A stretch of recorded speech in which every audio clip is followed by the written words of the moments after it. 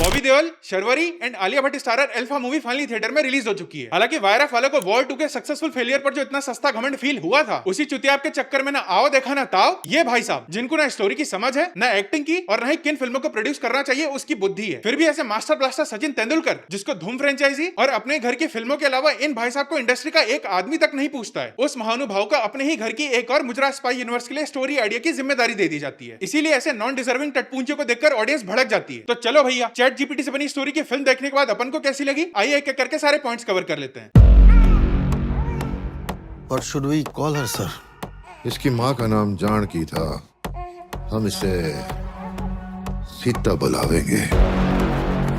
सबसे पहले तो जिनको नहीं पता है, मैं उनको एक चीज बता दूं कि इस मूवी को 3-4 फिल्मों की कहानियों से एज इट इज छाप के एक ओरिजिनल स्टोरी बनाने की कोशिश की गई है। अब कहानी का प्लॉट ये है कि बॉबी देओल का कैरेक्टर फतेह सिंह अल्फा नाम का एक सुपर सोल्जर प्रोग्राम चलाना चाहता है, और कुछ रीजन की वजह से ये भाई साहब को एक छोटी बच्ची मिल जाती है, जिसे ये बचपन से ही इस प्रोग्राम के अंडर असैसिन बनने की ट्रेनिंग देने लगता है, ताकि ये इंडिया से अपने ऊपर हुए चुतियाब का बदला ले सके। लेकिन आगे चल के वो बच्ची अपने मेले में बिछड़ी हुई बहन के साथ मिलकर अपने इस सौतेले पिता के खिलाफ लड़ने लगती है। यही पूरी स्टोरी की मेन समरी है। अब अपने पिछवाड़े का जोर लगाने वाले मेकर्स ने स्टोरी का प्लॉट इतना इंटेंस बना दिया कि कोई गांड से अंधा लंगूर भी फिल्म का अगला सीन प्रेडिक्ट कर दे। लेकिन ये घोचुओं को लगता है कि हमने कोई बहुत बड़ा तीर मार लिया है। अबे ढोलकी के वही उड़ता तीर तुमने अपने अंदर ले लिया है। कहानी के नाम पे जो तुमने गोबर हगा है, उसको हजम करने के लिए अपने को 3 दिन का मौन व्रत रखना पड़ेगा। और एक चीज मैं गारंटी से बोल सकता हूँ कि जिस तरह से स्टोरी को प्रेजेंट किया गया है, इसके पहले वर्जन में इंडिया पाकिस्तान का एंगल हद से ज्यादा डेफिनेटली रहा होगा। और पाकिस्तान प्रेम को लेकर बॉलीवुड का ऑब्सेशन अपन पहले से जानते हैं, तो ऑडियंस से गाली खाने के बाद इन लोगों को काफी रीशूट्स करने पड़े होंगे, जिसका नतीजा शायद ये सेकंड वर्जन है जो हम लोग अब देख रहे हैं। हालांकि साला इन चिरकुट लोगों ने इसके एंड में फिर से इंडिया पाकिस्तान घुसाई दिया। लगता है ये झाटू मेकर्स लोग अब जूता खा के ही मानेंगे। बट एक चीज मेरे को पल्ले नहीं पड़ी कि स्टोरी में 20 साल पहले जिन इंडियन ऑफिशियल्स ने अल्फा प्रोजेक्ट को अप्रूवल दिया था और बाद में सही रिजल्ट ना मिल पाने के बाद उसको बंद करा दिया, तो इन ऑफिशियल्स को 20 साल बाद फतेह महाराज को मरवाने की क्या जरूरत आन पड़ी थी। ये भाई साहब इस प्रोजेक्ट को वैसे भी इलीगली इतने सालों से चला ही रहे थे, तो ये चुतियाब करने का रीजन मुझे अभी तक समझ नहीं आया। आप में से किसी को समझ आया हो तो भाई कमेंट में लिख के अपन का भी थोड़ा मार्गदर्शन कर देना। ये साले कूल शॉट्स दिखाने के नाम पे कुछ भी कहानी पेल देते हैं। अब परफॉर्मेंस के नाम पे तो भाई बॉबी देओल ने पूरी हरियाणवी एक्सेंट की मैया पोत के रख दी है। अरे भाई, अगर एक्टर को स्क्रिप्ट के अकॉर्डिंग कोई स्पेसिफिक एक्सेंट में बोलना है तो या तो आप उसकी प्रॉपर ट्रेनिंग कराओ, या फिर जिनको हरियाणवी बोलना आता है उस एक्टर को हायर कर लो, या फिर सबसे बेस्ट ऑप्शन, मूवी देखकर तो मुझे कहीं हरियाणवी एक्सेंट की जरूरत नहीं नजर आई तो चुपचाप हटा देते। लेकिन नहीं भाई साहब, हम पे तो बाकासुर का दिमाग है। मैं चड्डी भी उल्टी पहनूंगा और सर पे पहनूंगा तो मराओ फिर। एंड आलिया भट्ट की ये पहली मूवी है जिसमें मुझे ये मोहतरमा की परफॉर्मेंस सबसे ज्यादा क्रिंज लगी है। प्लस जो डायलॉग्स आलिया को दिए गए थे, भाई इससे ज्यादा गंदी डायलॉग राइटिंग मैंने आज तक नहीं देखी है। जिस बंदे ने भी इस फिल्म के डायलॉग्स लिखे हैं ना भाई, तो अपना क्रेडिट लेने बाहर मत निकलना। इनको सुन के मुझे शर्म आ रही थी। और ले दे के केवल शर्वरी वाक की परफॉर्मेंस मुझे इस फिल्म में बस काम चलाओ लेवल की लगी है। हालांकि ये मोहतरमा में पोटेंशियल काफी ज्यादा है, बस कंडीशन ये है कि ये मैडम अपनी स्क्रिप्ट चॉइसेस को काफी सोच समझ कर चुने। अब एक्शन सीक्वेंस की बात करें तो भाई फिल्म में जितने भी फाइट सीन्स हैं, उनकी कोरियोग्राफी निहायती बेसिक लेवल की। यार आप महिला मंडलियों को ट्रेंड असैसिन और सोल्जर के फॉर्म में दिखा रहे हो तो कम से कम 1 महीने की प्रॉपर ट्रेनिंग ही करा देते तो विजुअली फाइट सीक्वेंस दिखने में इतने ऑड नहीं लगते। ऊपर से वीएफएक्स के नाम पे तो बॉलीवुड में अब पहले से भी ज्यादा घटिया लेवल का काम होने लगा है। अबे इंपॉर्टेंट सीन्स को तो एटलीस्ट जितना हो सके उतना रियल लोकेशन पे शूट कर सकते हो। यूट्यूबर्स की प्रोडक्शन क्वालिटी तुम लोगों से ज्यादा बेटर है, तो चुल्लू भर पानी में जाके डूब मरो। सो ओवरऑल ये मुझे एक निहायती खच्चर फिल्म लगी है। वैसे भी ट्रेलर में ऑलरेडी पूरी फिल्म दिखा दी थी, फिर भी ऋतिक रोशन के नाम पे अगर पैसा फूकना चाहते हो तो भाई आप ओटीटी पे इसके रिलीज होने का आराम से वेट कर सकते हो। थिएटर में जाके अपनी मराने की जरूरत नहीं है। और अगर आपने फिल्म देख ली है तो कैसी लगी कमेंट सेक्शन में जरूर बताना। और इसी तरह के जेन्युइन रिव्यूज के लिए वीडियो को लाइक एंड चैनल को सब्सक्राइब करके बेल आइकन प्रेस कर दो। मिलते हैं अगली वीडियो में,